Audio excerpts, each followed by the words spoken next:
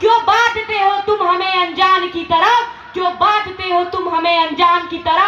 हम एक होके लड़ेंगे भारत के सम्मान। बड़े बुजुर्ग जिन्होंने जिया है 90 का दशक, उनके आंखों में आंख डालकर कहो कि मंजूर है तुम्हें, मंजूर है तुम्हें 90 का दशक। इन बच्चों के भविष्य के लिए या तो विरोधी के कार्यकर्ताओं का नजर झुक जाएगा, नहीं तो उनका भी बटन क्रमांक संख्या 2 हेलीकॉप्टर छाप पे दब जाएगा।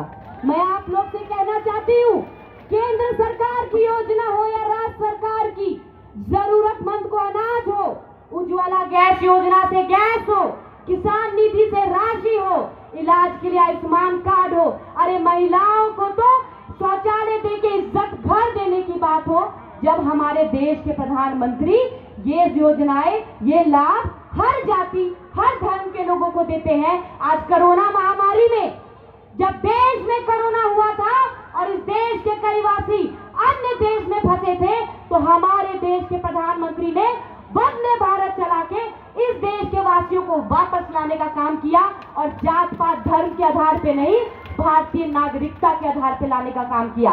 तो जब सरकार की योजनाओं में हम जात पात धर्म नहीं करते, तो फिर हम मतदाता मत देने समय जात पात धर्म की बात क्यों करें।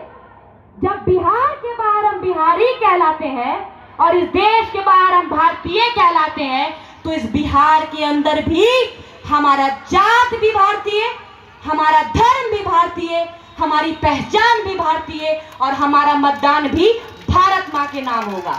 मैं आप लोग से कहना चाहती हूँ, जब बांटने आए तो कहिएगा, क्यों बांटते हो तुम हमें अनजान की तरह, क्यों बांटते हो तुम हमें अनजान की तरह। हम एक होके लड़ेंगे भारत के सम्मान के लिए, भारत के संतान की तरह।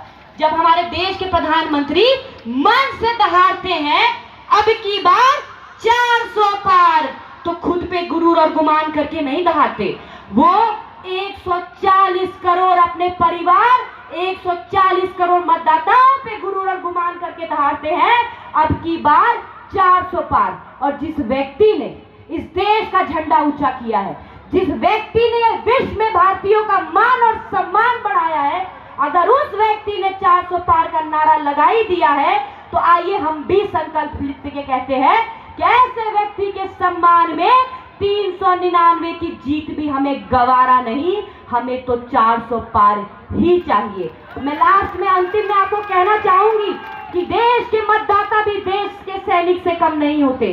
जैसे देश के सैनिक देश की रक्षा बॉर्डर पे करते हैं, हम मतदाता को भी अपना मत देके अपने देश की रक्षा करना होगा और एक एक मत आदरणीय नरेंद्र मोदी जी के खाते में भेजना होगा। और उनका चुनाव चिन्ह वैशाली लोकसभा से हेलीकॉप्टर छाप है, जो कि क्रमांक संख्या 2 पे रहेगा। लास्ट में बस एक गदर मूवी का डायलॉग बोलूंगी, समय कम है। हिंदुस्तान जिंदाबाद था, हिंदुस्तान जिंदाबाद है, हिंदुस्तान जिंदाबाद रहेगा। ठीक उसी प्रकार से इस भारत देश का एक एक बच्चा कहेगा, इस देश के प्रधानमंत्री नरेंद्र मोदी जी थे, इस देश के प्रधानमंत्री नरेंद्र मोदी जी हैं और इस भारत देश के प्रधानमंत्री नरेंद्र मोदी जी ही रहेंगे।